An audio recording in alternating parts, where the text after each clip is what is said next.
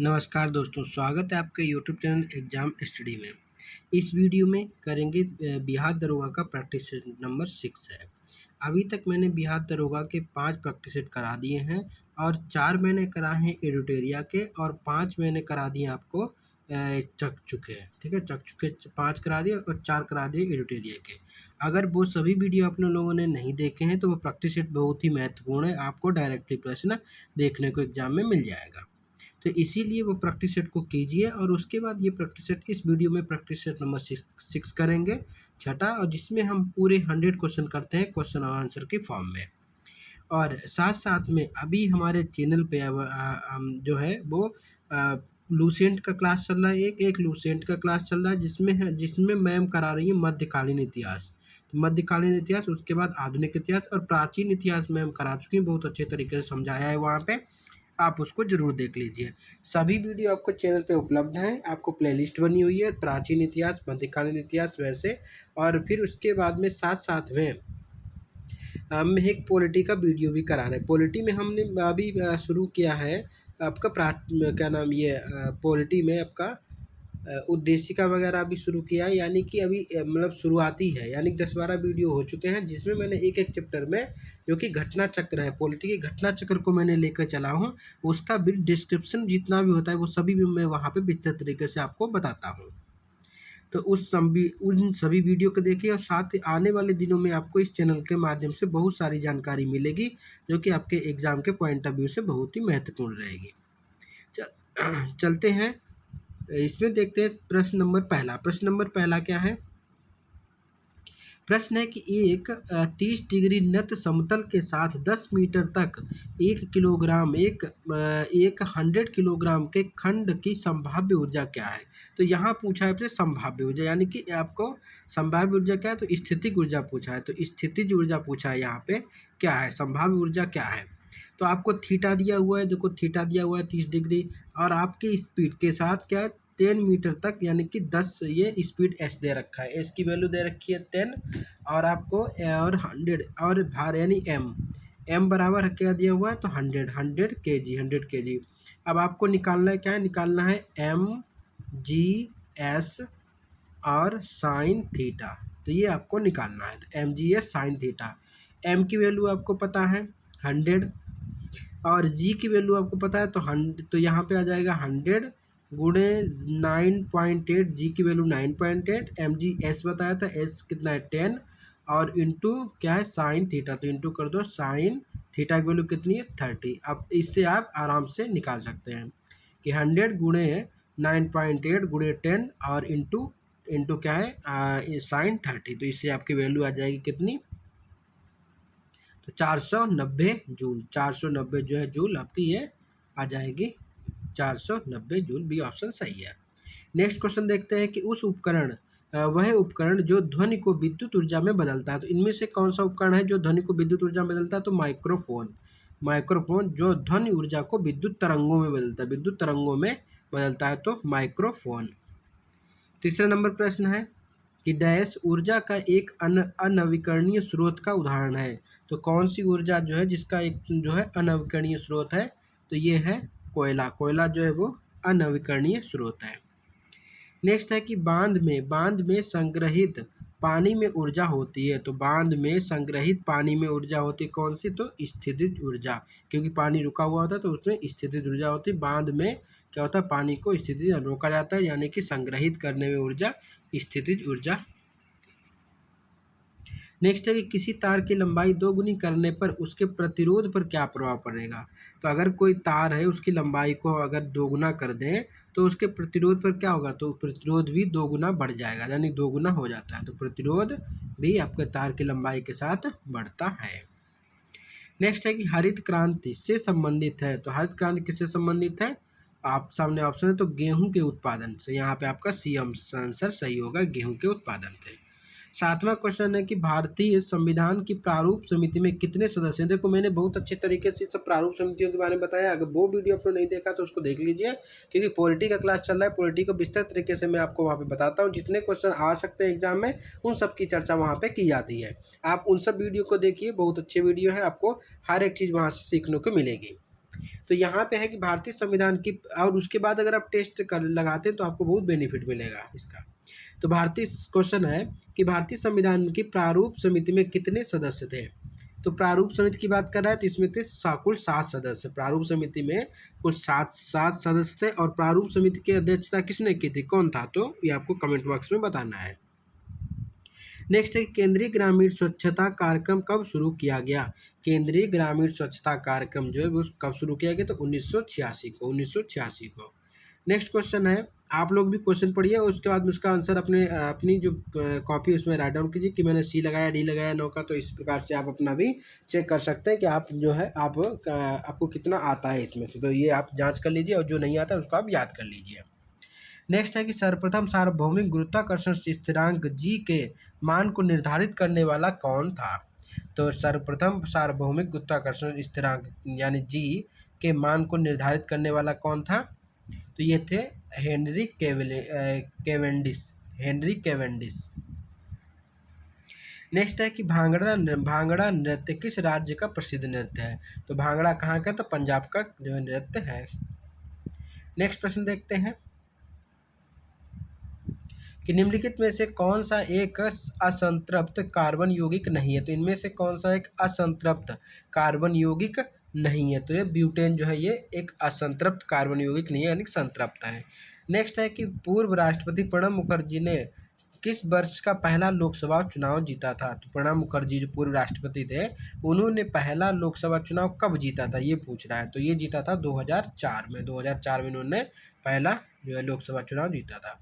Next है कि निम्नलिखित में से कौन सा देश हवा के देश के रूप में जाना जाता है। तो निम्नलिखित में से कौन सा देश हवा के देश के रूप में जाना जाता है, तो डेनमार्क जो है हवा के देश के रूप में जाना जाता है। नेक्स्ट है कि आनंद मठ पुस्तक के लेखक कौन है। आनंद मठ पुस्तक किसने लिखी है, तो बंकिम चंद्र चट्टोपाध्याय ने आनंद मठ नामक पुस्तक लिखी है। नेक्स्ट है निम्नलिखित में से कौन सा ट्रॉफी या खेल ब्रिज से जुड़ा हुआ है। तो ब्रिज जो है किस खेल से जुड़ा हुआ है, कौन सी ट्रॉफी या कप जो कि ब्रिज से जुड़ा हुआ है, तो ये है होलकर ट्रॉफी।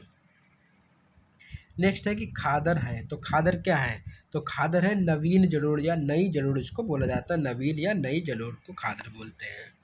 नेक्स्ट है कि गुजरात के सोमनाथ मंदिर को किसने हमला किया था। तो गुजरात के सोमनाथ मंदिर पर किसने हमला किया, तो महमूद गजनबी यानी गजनी का महमूद। तो महमूद गजनबी यानी गजनी का महमूद बोलते हैं इसको। नेक्स्ट है सॉरी हाँ, तो इसका गजनी का महमूद इसका सही आंसर हो जाएगा। नेक्स्ट क्वेश्चन बढ़ते हैं कि कौन सी मिश्र धातु में निकेल, तांबा और जस्ता होते हैं। तो कौन सी मिश्र धातु जिसमें निकेल, तांबा और जस्ता होता है, तो जर्मन सिल्वर। नेक्स्ट है कि रामसर कन्वेंशन अतिक्रमणकारी संधि है जो के संरक्षण के लिए रूपरेखा प्रदान करती है। तो रामसर कन्वेंशन जो अतिक्रमणकारी संधि है जो के संरक्षण के लिए रूपरेखा प्रदान करती है, तो यह आर्द्र भूमि के लिए। नेक्स्ट देखिए 20वां क्वेश्चन है, निम्नलिखित में से कौन सा हरियाणा का पारंपरिक रंगमंच है। तो इनमें से कौन सा हरियाणा का पारंपरिक लोकमंच है, तो स्वांग जो है वो हरियाणा का पारंपरिक रंगमंच है। नेक्स्ट है कि गढ़कटंगा निम्नलिखित में से किस जनजाति का राज्य था। तो गढ़कटंगा निम्नलिखित में से किस जनजाति का राज्य था, तो ये था गोंड का गढ़कटंगा एक जनजाति का राज्य था। नेक्स्ट है कि मिंजर मेला निम्नलिखित में से किस राज्य का लोकप्रिय मेला है। तो जो मिंजर मेला है वो किसका है, तो हिमाचल प्रदेश का ये जो कि एक लोकप्रिय मेला है हिमाचल प्रदेश का मिंजर मेला। नेक्स्ट है कि किस सूक्ष्म पोषक तत्व को मिट्टी द्वारा पौधों की आपूर्ति की जाती है। तो किस सूक्ष्म पोषक तत्व को मिट्टी द्वारा पौधों की आपूर्ति की जाती है, तो 23 का जिंक सही है, जिंक इसका सही होगा। नेक्स्ट है कि निम्नलिखित में से सभी प्रमुख व्यक्तियों ने दादा साहब फाल्के पुरस्कार प्राप्त किया सिर्फ इनको छोड़कर, यानी इनमें से कौन सा ऐसा है जिनको छोड़कर और सभी ने दादा साहब फाल्के पुरस्कार प्राप्त किया है, तो यह है महेश भट्ट और विक्रम भट्ट ने कभी भी दादा साहब फाल्के नहीं जीता है। लता मंगेशकर, आशा भोसले ने जीता है, फिर BR चोपड़ा और यश चोपड़ा ने जीता है, राज कपूर और शशि कपूर ने भी जो कि दादा साहब फाल्के पुरस्कार प्राप्त कर चुके हैं, लेकिन महेश भट्ट और विक्रम भट्ट को अभी तक ये उपलब्धि प्राप्त नहीं हुई, यानी कि दादा साहब फाल्के पुरस्कार नहीं मिला। नेक्स्ट है कि भागीरथी निम्नलिखित में से किस नदी का शीर्ष है? तो भागीरथी जो है किस नदी का शीर्ष है? तो गंगा का। नेक्स्ट है कि जोजिला दर्रा किस पहाड़ी क्षेत्र में स्थित है? तो जोजिला दर्रा ये कहाँ है? तो जास्कर श्रेणी में स्थित है। जोजिला से जा से जोजिला, जा से जास्कर, जा से जास्कर, जा से जोजिला। नेक्स्ट है कि भारतीय संविधान के किस भाग में केंद्र शासित प्रदेश का प्रावधान है? तो केंद्र शासित प्रदेशों का प्रावधान जो है वो किस किस भाग में है? तो भाग 8 में। भाग 8 जो है जो कि केंद्र शासित प्रदेश के बारे में बताता है। नेक्स्ट है कि भूता गीत निम्नलिखित में से किस भारतीय राज्य से संबंधित है? तो भूता गीत जो है किससे संबंधित है? तो केरल से। केरल से भूता गीत संबंधित है। नेक्स्ट है कि दावा जाली हैंडिंग नवपाषाण स्थल कहाँ अवस्थित है? तो दावा जाली हैंडिंग पूछा है, तो ये कहाँ है? तो दावा जाली हैंडिंग ये कहाँ है? तो ये आपका है असम में, असम का क्षेत्र में, असम दावा जाली हैंडिंग। क्वेश्चन नंबर 30 देखते हैं। को MOU का पूर्ण रूप क्या है? तो एम पढ़ते हैं, MOU साइन कर दो। MOU का पूर्ण रूपेण क्या है? तो MOU क्या है कि memorandum of understand, memorandum of understand. Next है कि चंद्रगुप्त मौर्य था, तो चंद्रगुप्त मौर्य कौन था? तो ये था अशोक का दादा। अशोक का दादा ही बोलते हैं चंद्रगुप्त मौर्य जो है यहाँ पे ऑप्शन के अनुसार, तो अशोक का दादा था। नेक्स्ट है कि किस स्थान से प्राप्त अभिलेखों में संगीत के 7 स्वरों का उल्लेख है? तो किस में संगीत के 7 स्वरों का उल्लेख है? तो ये है अग्रोहा। अग्रोहा में जो है अग्रोहा में प्राप्त अभिलेख में संगीत के 7 स्वरों का उल्लेख किया गया है। नेक्स्ट है कि प्रभाकर वर्धन वर्धन वंश का पहला प्रतापी राजा का शासक था। किसका शासक था प्रभाकर वर्धन? तो प्रभाकर वर्धन जो कि थानेश्वर का शासक था। थानेश्वर हरियाणा में पड़ता है, थानेश्वर। नेक्स्ट है कि पानीपत की तीसरी लड़ाई से संबंध स्थान है। तो पानीपत की तीसरी लड़ाई से इनमें से कौन सा स्थान संबंध है? तो ये है काला अम्ब। काला अम्ब जो है पानीपत की तीसरी लड़ाई से संबंधित स्थल है।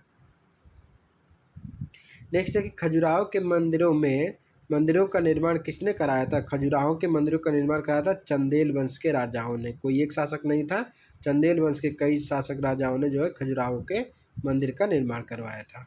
नेक्स्ट है कि गुरु अंगद देव पशु चिकित्सा और पशु विज्ञान विश्वविद्यालय पंजाब के किस शहर में अवस्थित है?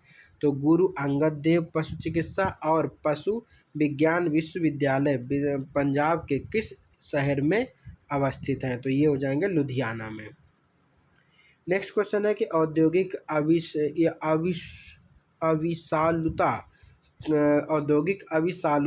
अविशालुता विज्ञान शोध कहाँ अवस्थित है? तो औद्योगिक अविशालुता विज्ञान शोध केंद्र कहाँ अवस्थित है? तो ये लखनऊ में। नेक्स्ट है कि प्रसिद्ध संगीतकार उस्ताद बिस्मिल्लाह खान किस संगीत वाद्य से संबंधित थे?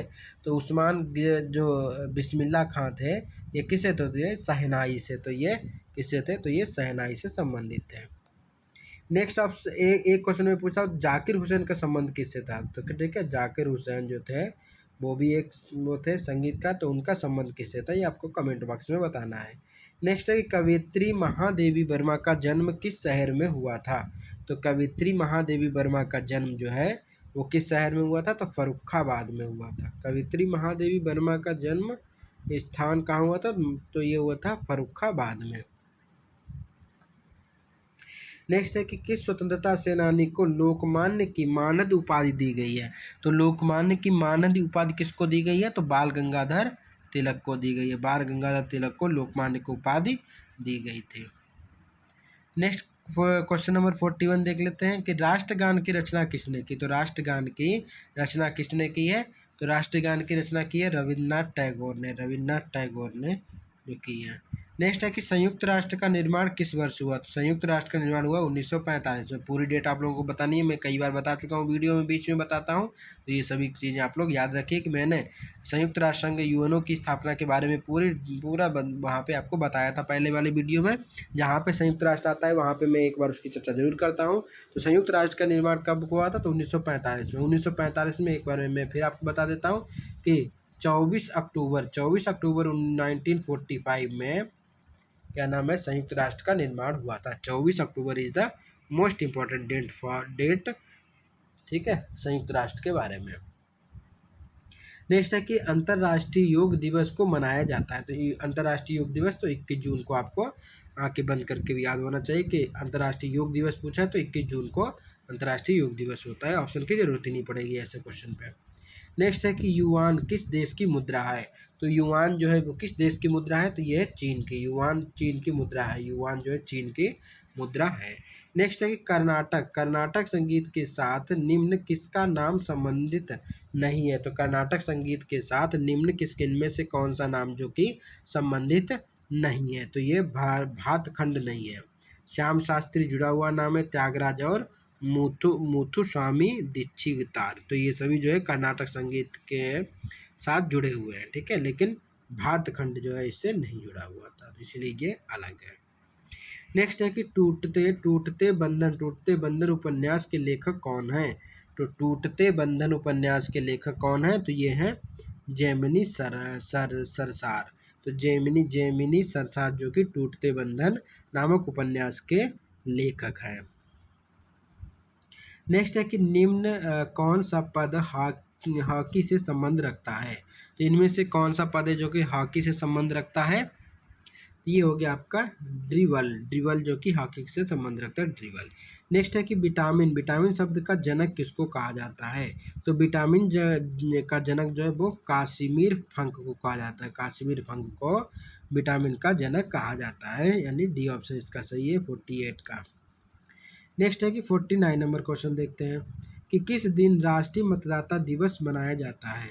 किस दिन राष्ट्रीय मतदाता दिवस मनाया जाता है? ये 25 जनवरी को मतदाता दिवस मनाया जाता है। नेक्स्ट है कि विश्व बाघ दिवस वर्ल्ड टाइगर डे कब मनाया जाता है? तो वर्ल्ड टाइगर डे पूछा तो 29 जुलाई को जो है वो टाइगर डे मनाया जाता है। नेक्स्ट है कि किसी कल्याण राज्य का सर्वाधिक महत्वपूर्ण उत्तरदायित्व है। तो किसी कल्याण राज्य का सर्वाधिक महत्वपूर्ण उत्तरदायी क्या है? तो ये है शोषण पर नियंत्रण। नेक्स्ट है कि निम्नलिखित में से कौन सा कथन सही है? इनमें से कौन सा कथन सही है आपको बताना है। तो इसका आपका पहला ही ऑप्शन सही है कि असम की सीमा बांग्लादेश और भूटान से मिली है। तो ये सही है आपका, असम की सीमा जो कि बांग्लादेश और भूटान से लगी हुई है, ठीक है, तो इसको आप याद रखिए।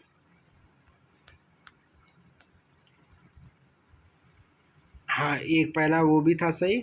दूसरा क्या है? तो दूसरा है कि पश्चिम बंगाल की सीमा भूटान और नेपाल से मिली हुई है, ये भी आपका सही है। और तीसरा है कि मिजोरम की सीमा बांग्लादेश और म्यांमार से लगी है, तो ये भी आपका सही हो गया। तो पश्चिम बंगाल की सीमा भूटान और नेपाल के बीच में लगी है, और मिजोरम की सीमा जो कि बांग्लादेश और म्यांमार के बीच में टच करती है। नेक्स्ट है कि कौन सा राष्ट्रपति पहले आया और कौन सा बाद में? इस कालक्रम के अनुसार निम्नलिखित राष्ट्रपतियों का नाम जो है वो कालानुक्रम बताइए। तो इनमें से आपको बताना है कौन सा पहले आया कौन सा बाद में आया। तो इसका आंसर आपका हो जाएगा बी पहला, ठीक है, पहले बी, फिर सी हिदायतुल्लाह, उसके बाद फ़खरुद्दीन अली अहमद, और डी आंसर हो गया APJ अब्दुल कलाम। तो ये राष्ट्रपति का सही क्रम है, ठीक है। पहला हो गया जाकिर हुसैन, या पहला हो गया जाकिर हुसैन, दूसरा हो गया आपका जस्टिस हिदायतुल्लाह, दूसरा हो गया। फिर आपका तीसरा हो गया तीसरे में फ़खरुद्दीन अली अहमद, और चौथे में डी जो कि APJ अब्दुल कलाम। नेक्स्ट है कि निम्नलिखित में से कौन सी घटनाएं कालक्रम में सही हैं? इनमें से कौन सी घटनाएं कालक्रम में सही हैं? तो आपका सबसे पहला ही सही है, क्योंकि सविनय अवज्ञा आंदोलन, फिर भारत छोड़ो आंदोलन, फिर कैबिनेट मिशन। तो सविनय अवज्ञा आंदोलन की बात करें तो 1930 में, मैंने आपको विस्तृत तरीके से मैम ने भी बता दिया है, मैंने भी बताया है। फिर है भारत छोड़ो आंदोलन तो 1942 में भारत छोड़ो आंदोलन। फिर एक कैबिनेट मिशन प्लान जो कि 1946 में कैबिनेट मिशन प्लान है। तो 1930, 1942 और 1960 आप लोग ये डेट याद रखिए, बहुत ही महत्वपूर्ण है। तो इसी क्रम में इसका आंसर हो जाएगा आपका एक कि सविनय अवज्ञा आंदोलन 1920, भारत छोड़ो आंदोलन 42 और कैबिनेट मिशन प्लान 1946। नेक्स्ट है कि विक्रमशिला विश्वविद्यालय की स्थापना किसने की? तो विक्रमशिला विश्वविद्यालय की स्थापना किसने की?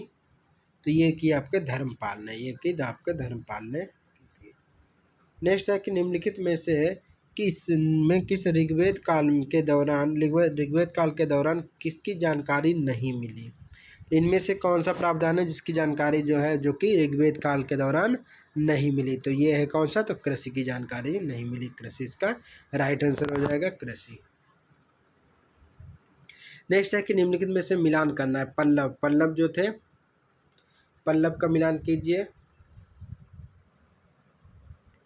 तो आपका पल्लव को हो जाएगा आपका सिंह, एक मिनट, हाँ पल्लव को हो जाएगा सिंह विष्णु, ठीक है, तीसरा। तो पल्लव का सिंह विष्णु हो जाएगा। उसके बाद चालुक्य पुलकेशिन प्रथम,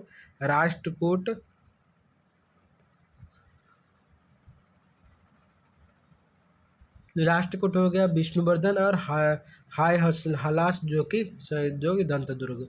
तो पल्लव हो गया सिंह विष्णु, चालुक्य हो गया पुलकेशिन फर्स्ट, राष्ट्रकूट हो गया विष्णुवर्धन और हाय सलास हो गया दंतिदुर्ग। या हायसला या हौसल भी बोल सकते हो, ठीक है। तो हायसला लिखा है तो इसको कंफ्यूज नहीं होता, इसको हौसल भी बोला जाता है। नेक्स्ट प्रश्न देखते हैं, अबुल फजल ने लिखा है। तो अबुल फजल ने क्या लिखा है? आपके सामने चारों ऑप्शन है। तो ये इन्होंने लिखा है अकबरनामा। अबुल फजल की कृति क्या है? तो अकबरनामा इनकी कृति है। 58 नंबर क्वेश्चन था। 59 का नंबर की बढ़ते हैं कि निम्नलिखित में से किसको प्रशांत महासागर पर पीछे सड़क पर निम्नलिखित में से किसको प्रशांत महासागर की पार सड़क कहा जाता है? तो प्रशांत सागर की पार सड़क किसको कहा जाता है? तो इसका हो जाएगा फिजी को कहा जाता है। नेक्स्ट है कि निम्नलिखित में से कौन सा वर्ग मनुष्य द्वारा किए जाने वाला जो पारिस्थितिकी संतुलन में बाधा डालता है? तो ये कौन सा है? तो ये आपका लकड़ी काटना जो है वो हमारे पारिस्थितिकी संतुलन में बाधा डालता है। तो इसका आपका सी आंसर सही हो गया, लकड़ी काटना। नेक्स्ट है कि किसका मिलान सही नहीं है? तो सही नहीं है, किसका नहीं है इनमें से जो पहला है ये लांग का यूरूस, तो ये गलत हो गया, लांग का यूरूस गलत हो गया। राइन जर्मनी सही, ग्लासगो जो कि ग्रेट ब्रिटेन और पीटर्सबर्ग जो कि यूएस है।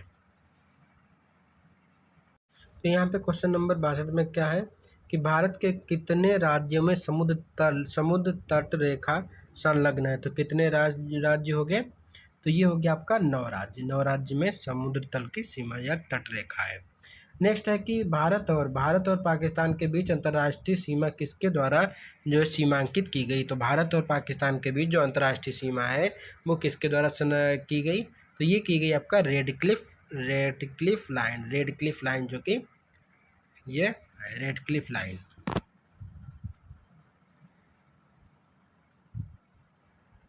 नेक्स्ट है कि राष्ट्रीय पोषण संस्थान एक अनुसंधान संस्थान है जो एक राज्य में स्थित है। तो राष्ट्रीय पोषण संस्थान एक अनुसंधान संस्थान है जो इस राज्य में उपस्थित इस राज्य में स्थित है। तो ये कहाँ है? तो ये हो गया आपका आंध्र प्रदेश में। नेक्स्ट क्वेश्चन है कि भारत में पनडुब्बी में जल यात्रा करने वाले पहले राष्ट्रपति कौन थे? तो भारत में पनडुब्बी में जल यात्रा करने वाले पहले राष्ट्रपति कौन थे? तो एपीजे अब्दुल कलाम ये पहले राष्ट्रपति थे एपीजे अब्दुल कलाम। नेक्स्ट है कि देश बंधु किनकी उपाधि है? तो देश बंधु जो है वो किनकी उपाधि है? तो ये है CR दास को क्या बोलते थे? तो देश बंधु कहा जाता था। नेक्स्ट प्रश्न है कि पहली पंचवर्षीय योजना का मुख्य उद्देश्य क्या था? तो पहली पंचवर्षीय योजना का जो मुख्य उद्देश्य क्या है? तो कृषि के विकास से संबंधित था। पहली मुख्य कृषि विकास से संबंधित था। नेक्स्ट है कि वर्ष 2011 की जनगणना के अनुसार निम्नलिखित में से किस राज्य में बाल लिंग अनुपात सबसे कम है? तो बाल लिंग अनुपात की बात कर रहा है तो ये किस राज्य में सबसे कम है? तो ये है हरियाणा में। ओवरऑल में भी हरियाणा, महिला में भी, यहाँ में भी हरियाणा ही सबसे लास्ट है। 68 नंबर क्वेश्चन की तरफ बढ़ते हैं। 68 नंबर क्वेश्चन के ये ऑप्शन सही था, इसका हरियाणा। और अब जाइए 62 नंबर क्वेश्चन, 69 नंबर क्वेश्चन। 69 कहता है काजीरंगा राष्ट्रीय उद्यान कहाँ अवस्थित है? अब काजीरंगा जो राष्ट्रीय उद्यान है ये कहाँ अवस्थित है? तो ये है आपका असम में। नेक्स्ट है कि if cricket is religion Sachin is not God नामक पुस्तक के लेखक कौन है? तो डफ cricket is religion the Sachin is a God नामक पुस्तक के लेखक कौन है? तो ये है कौन? तो ए और बी दोनों के, विजय संथानम्बी और श्याम बाल सुब्रमण्यम जी। नेक्स्ट प्रश्न देखते हैं 71 नंबर क्वेश्चन है कि बिहार अनुदान आयोग ने सभी उच्च शिक्षण संस्थानों को प्रत्येक वर्ष किस दिन भारतीय भाषा दिवस मनाने का निर्देश दिया गया? तो किसने? तो उत्तर प्रदेश क्या विश्वविद्यालय अनुदान आयोग ने सभी उच्च न्यायालयों संस्थानों को प्रत्येक वर्ष किस दिन भारतीय भाषा दिवस मनाने का निर्देश किया गया? तो ये कब? ये किया गया 11 दिसंबर को। नेक्स्ट है कि त्रिभुवन के अंदर अंग्रेजी अक्षर में टी किस संकेत को दर्शाता है? तो त्रिभुज के अंदर अंग्रेजी अक्षर का जो टी है वो किस संकेत को दर्शाता है? तो ये दर्शाता है तिराया। टी मतलब तिराया। नेक्स्ट है कि ऋग्वेद के किस मंडल में गायत्री मंत्र का उल्लेख किया गया है? तो ऋग्वेद के कौन सा मंडल है? तो किसमें गायत्री मंत्र की बात करता है? तो यह है तृतीय मंडल, तीसरा मंडल जो है की बात करता है। नेक्स्ट है कि कीर्ति स्तंभ का निर्माण किसने करवाया था? तो कीर्ति स्तंभ का निर्माण किसने करवाया था? तो ये आपका 74 का सी राणा कुंभा ने, राणा कुंभा। नेक्स्ट है कि किस देश की संसद में पहली बार महिला सांसदों की संख्या पुरुषों से ज़्यादा हो गई? तो वहाँ पे पुरुषों से ज़्यादा जो है वो महिला राजनीति में हिस्सा लेती हैं। एक ऐसा कौन सा देश है? तो ये है न्यूजीलैंड। नेक्स्ट प्रश्न है कि हाल ही में किस मंत्रालय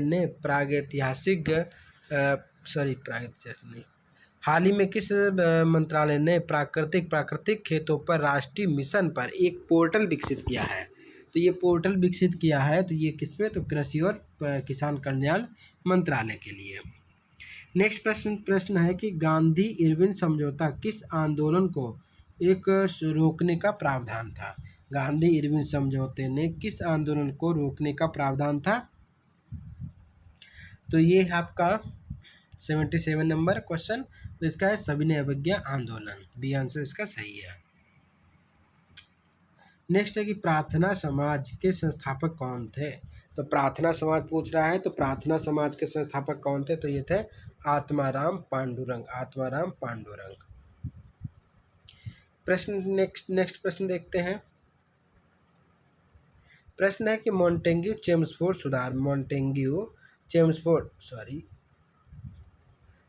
चेम्सफोर्ड जो रिपोर्ट है वो किससे संबंधित है? तो इनमें से आपको बताना है। तो ये है भारत सरकार अधिनियम 1919 पर बनी है। तो भारत सरकार अधिनियम 1919 का आधार है। नेक्स्ट बताना है क्वेश्चन कि केंद्र सरकार के स्मार्ट सिटी प्लान का चयन पहला शहर है। तो इनमें से पहला शहर कौन सा है? तो आपका भुवनेश्वर। तो केंद्र सरकार के स्मार्ट सिटी प्लान में चयनित पहला शहर है तो भुवनेश्वर। नेक्स्ट प्रश्न है कि प्रकाश का वेग अधिकतम होता है। तो प्रकाश का जो वेग है वो अधिकतम किस में होता है? तो अधिकतम किस में होता है ये आपको बताना है। तो ये निर्वात में अधिकतम होता है, निर्वात में। नेक्स्ट है कि हैली पार्क का दूसरा हैली पार्क का नया नाम क्या है? तो हैली पार्क का नया नाम क्या है? तो ये आपका है जिम कॉर्बेट राष्ट्रीय उद्यान।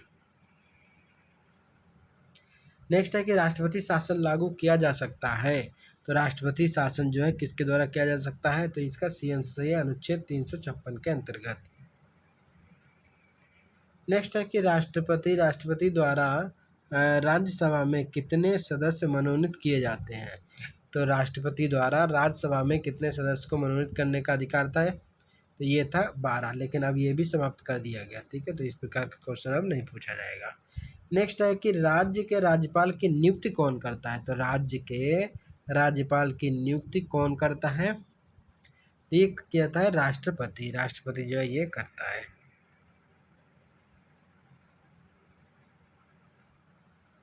नेक्स्ट है कि चमगादड़ के द्वारा परागण को कहते हैं। तो चमगादड़ों के द्वारा परागण को कहते हैं। तो परागण को क्या बोलते हैं? तो ये बोलते हैं कि घिरोप्टेरोफिली ये बोला जाता है इसको, घिरोप्टेरोफिली। नेक्स्ट है कि बीज के अंकुरण के दौरान, तो बीज के अंकुरण के दौरान 87 नंबर प्रश्न देखिए, बीज के अंकुरण के दौरान तो ये ऊष्मा निकलती है। किसी का अंकुरण होगा तो ऊष्मा क्या निकलेगी। नेक्स्ट है कि हाल ही में चर्चा में रही विश्व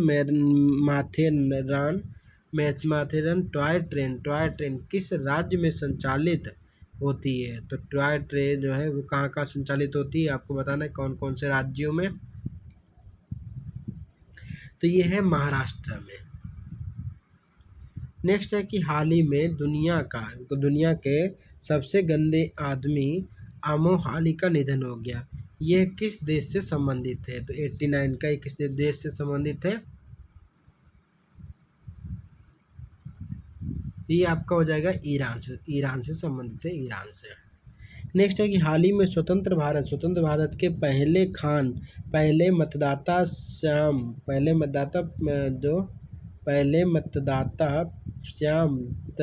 सरल नेगी का निधन हो गया था। वह राज्य के क्या थे? वह किस राज्य के क्या थे? तो ये आपको बताना है। तो ये थे हिमाचल प्रदेश के। नेक्स्ट प्रश्न है कि हाल ही में प्रतिवर्ष भारतीय सेना को इन्फेंट्री दिवस कब मनाया जाता है? तो इन्फेंट्री दिवस कब मनाया जाता है? तो ये आपके सामने आंसर है। तो 27 अक्टूबर को मनाया जाता है। नेक्स्ट प्रश्न देखते हैं। प्रश्न है कि हाल ही में अनवर इब्राहिम ने किस देश के नए प्रधानमंत्री की शपथ ली? तो अब अनवर इब्राहिम है, तो ये कहाँ के हैं? तो ये हैं मलेशिया के अब अनवर इब्राहिम। नेक्स्ट है कि किस जोन का विभाजित कर पूर्व मध्य रेलवे का गठन किया गया? तो किस जोन को विस्तारित कर पूर्व मध्य रेलवे का गठन किया गया? तो ये कब? तो ये है कि उत्तर पूर्व रेलवे। नेक्स्ट प्रश्न देखते हैं। डाक टिकट में दिखने वाली प्रथम भारतीय महिला कौन थी? तो डाक टिकट में दिखने वाली प्रथम भारतीय महिला कौन थी आपको बताना है। तो 94 का क्वेश्चन का आंसर हो जाएगा सी सरोजिनी नायडू। यहाँ पे आपका सी आंसर सही होगा। तो पानी की बूंदों का तैलीय पृष्ठ पर न चिपकने का कारण क्या था? तो ये था कि पृष्ठ तनाव के कारण। नेक्स्ट है कि निम्नलिखित लेते हैं कि इनमें आपको बताना है कि कौन सी प्रक्रिया है वो क्या परिवर्तन करती है। तो ये आपको बताना है कौन सी प्रक्रिया का परिवर्तन करती है।